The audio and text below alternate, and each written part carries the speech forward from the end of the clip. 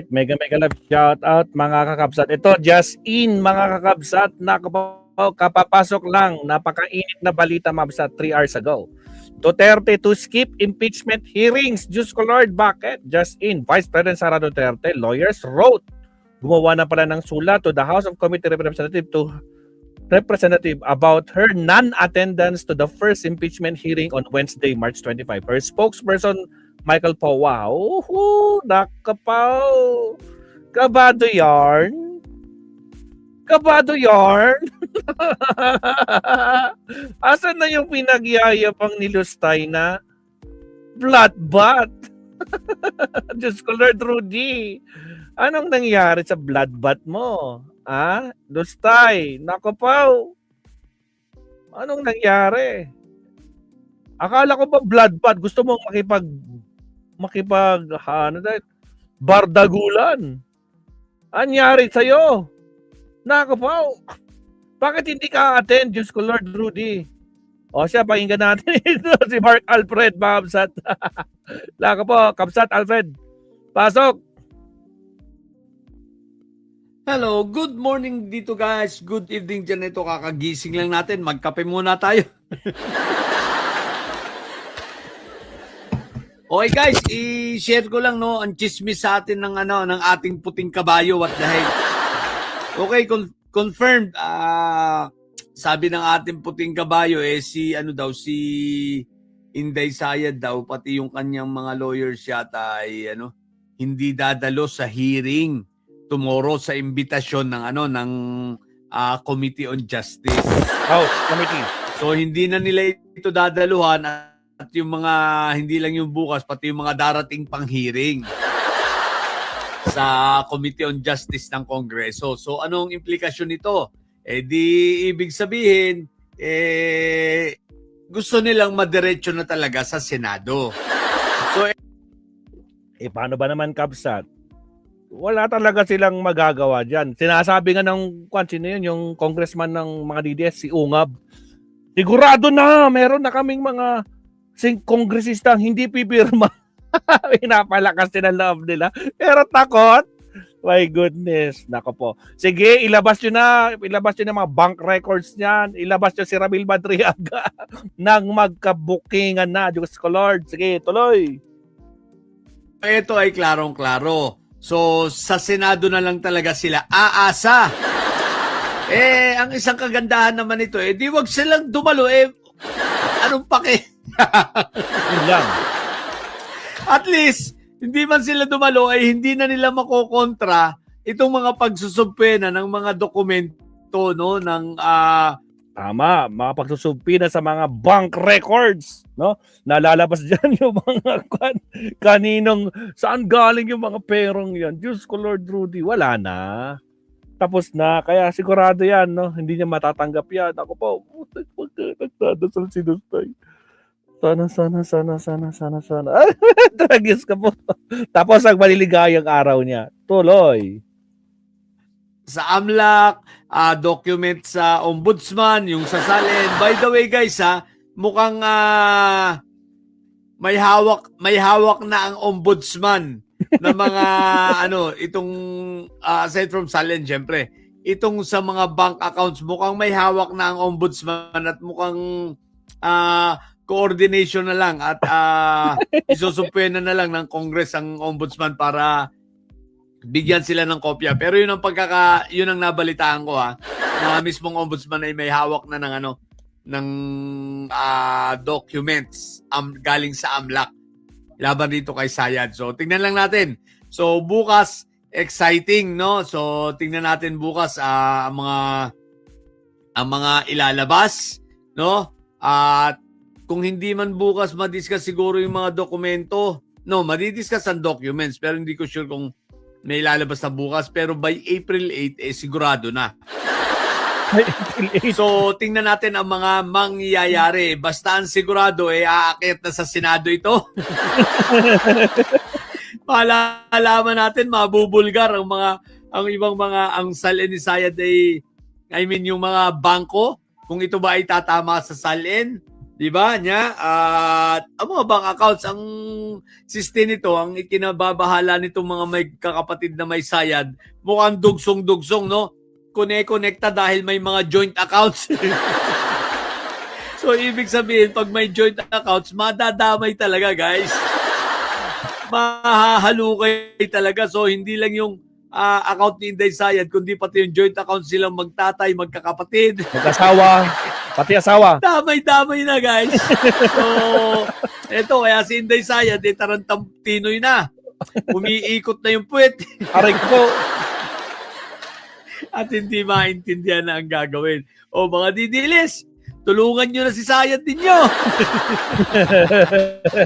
Hindi na maintindihan ang gagawin. Diyos ko po, Rudy. Di ba?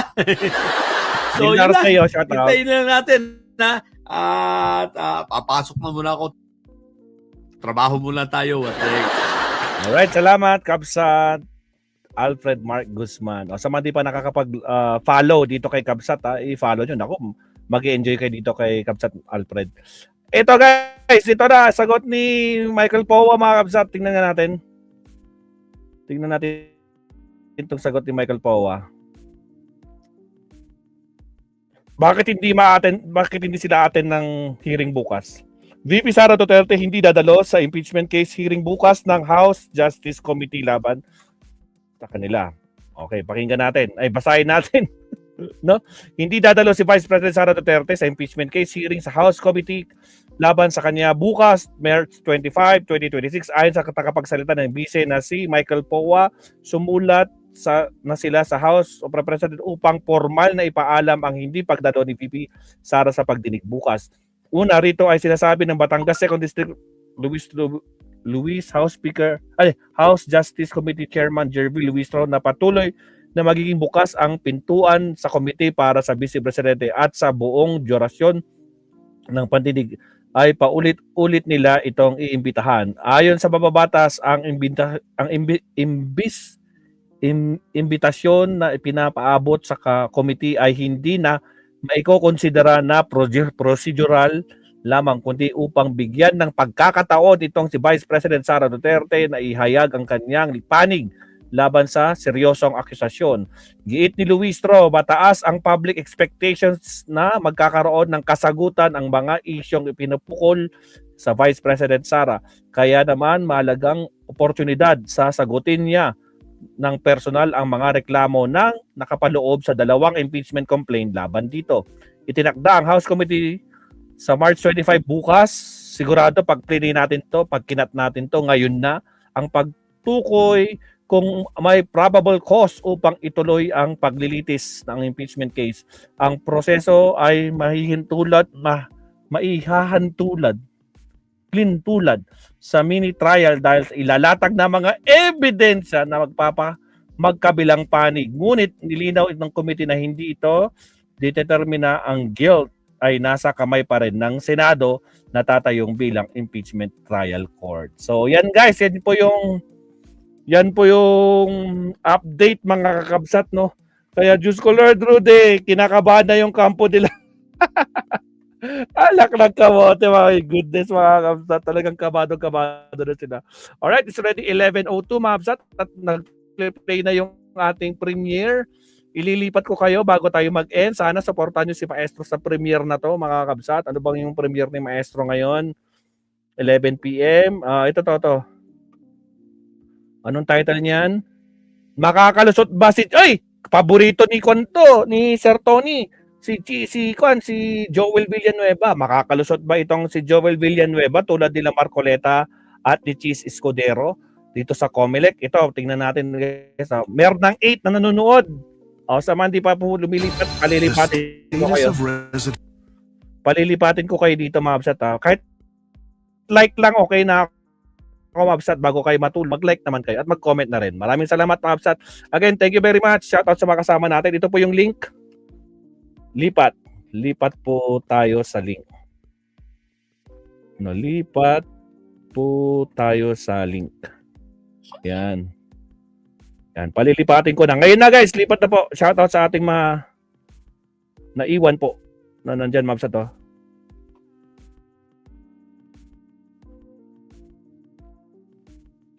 Ayan. Salamat po, Babsat. Yan po yung link. Okay. Thank you very much. Okay, guys.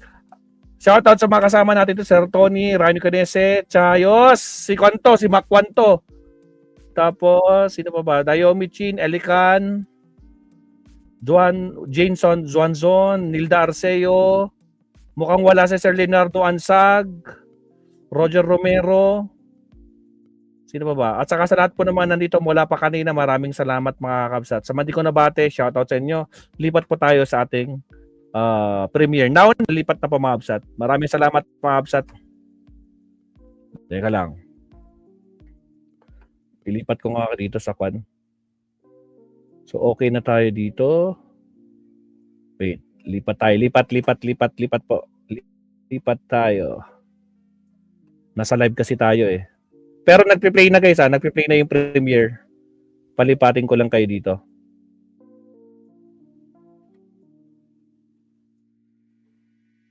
Yun.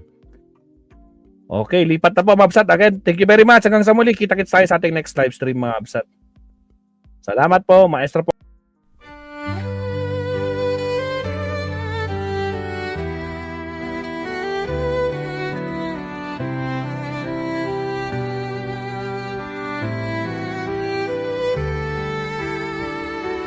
Bawat hakbang, tinik ang iyong daan. Sa sariling bayan, ika'y hinusgahan. Ika'y siniraan ng ganit sa kapangyarihan. Agilang nagnakaw